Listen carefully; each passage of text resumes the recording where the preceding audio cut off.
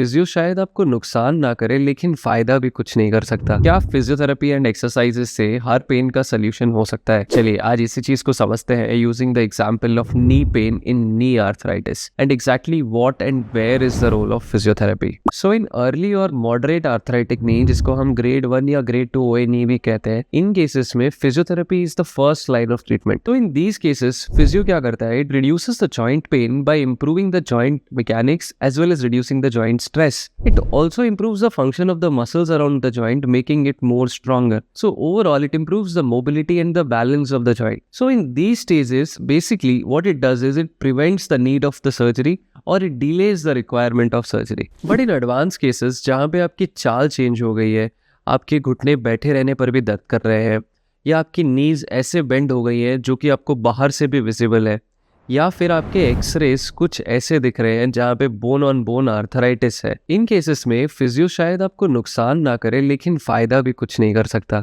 Here the actual solution is a knee replacement. This is a surgery which is used to correct and realign your knee. Once the surgery has been done, physiotherapy and exercises again become the most important thing which decides your recovery.